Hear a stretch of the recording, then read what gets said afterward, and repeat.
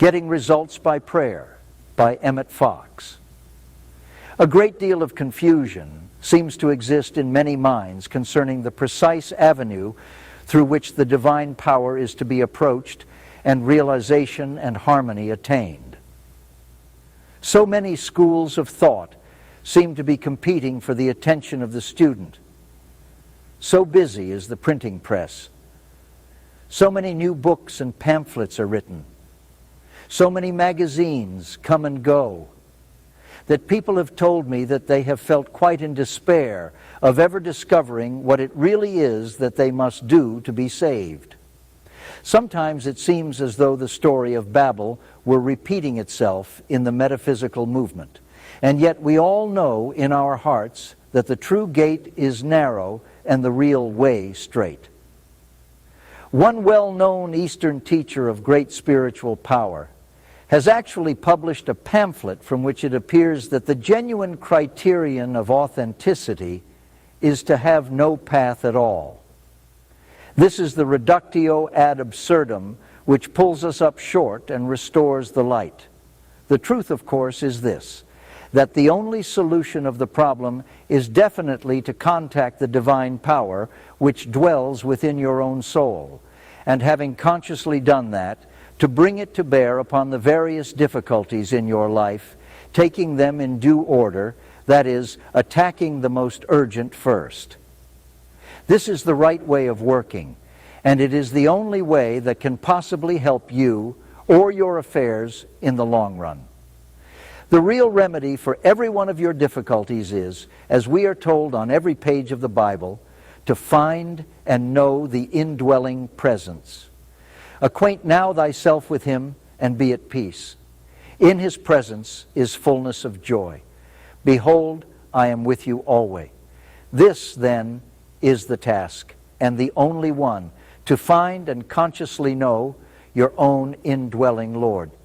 You see now how the confusion disappears, melts away, and the perfect simplicity of the whole thing emerges once you realize this fact. From this, it necessarily follows that all schools and churches, all teachers, under whatever name they may be called, all textbooks, magazines, pamphlets, and whatnot, are but temporary expedients for enabling you to make this contact. In themselves, they are of no importance except as a means to an end. The best mode of approach to divine things for you is the one that happens to make it easiest for you to locate the inner light within yourself. Such things as temperament, education, family tradition, and so on will make one book or one teacher or one school more useful than another, but never as anything more than the means to a certain end. That end is effective self-discovery. Man, know thyself, thy true self, which is the divine I am. And so we see that the best movement, the finest textbook, the greatest teacher, is just the one that happens best to fit the individual need. It is entirely a practical matter, and the only test that ever could or ever will be of any use is the practical one of judgment by results. Of course, Jesus anticipated this difficulty and met it as he has met all our difficulties.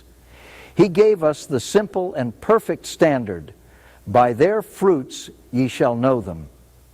The great peril to true religion has always been the building up of vested interests in wealthy organizations or in the exploitation by individuals of their own personalities. An organized church is always in danger of developing into an industry which has to provide a living for numerous officials. When this happens, the rank and file are sure to be severely discouraged from seeking spiritual things for themselves at first hand. A tradition of loyalty to the organization is built up as a means of self-protection.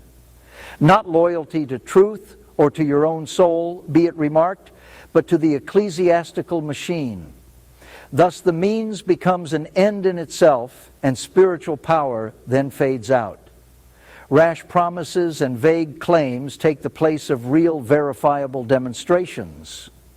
In the case of leaders who exploit their own personalities, The student is discouraged from going elsewhere for enlightenment or help.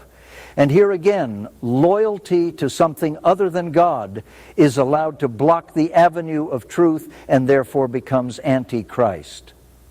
What is this but the jealousy of the petty tradesman who warns a doubtful customer of the danger he runs in going to the shop next door?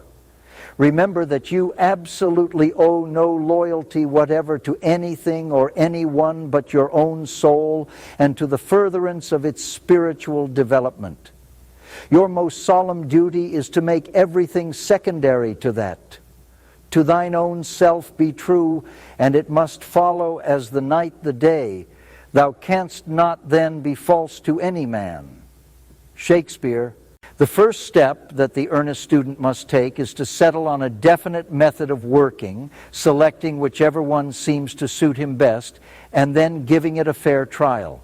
That means that you must acquire a definite method or system of spiritual treatment or scientific prayer. Merely reading books, making good resolutions, or talking plausibly about the thing will get you nowhere. Get a definite method of working, practice it conscientiously every day, and stick to one method long enough to give it a fair chance. You would not expect to play the violin after 2 or 3 attempts, or to drive a car without a little preliminary practice. Having got your method, set to work definitely on some concrete problem in your own life, choosing preferably whichever is causing you the most trouble at the moment, or better still, whatever it is that you are most afraid of. Work at it steadily. And if nothing has happened, if no improvement at all shows itself within, say, a couple of weeks at the outside, then try it on another problem. If you still get no result, then scrap that method and adopt a new one. Remember, there is a way out. That is as certain as the rising of the sun. The problem really is not the getting rid of your difficulties, but the finding of your own best method for doing it. If ill health is your difficulty, do not rest until you have brought about at least one bodily healing. There is no malady that has not been healed by someone at some time, and what others have done you can do, for God is principle, and principle changes not. If poverty is the trouble, go to work on that and clear it up once and for all. It can be done. It has been done. Others have done it, and you can.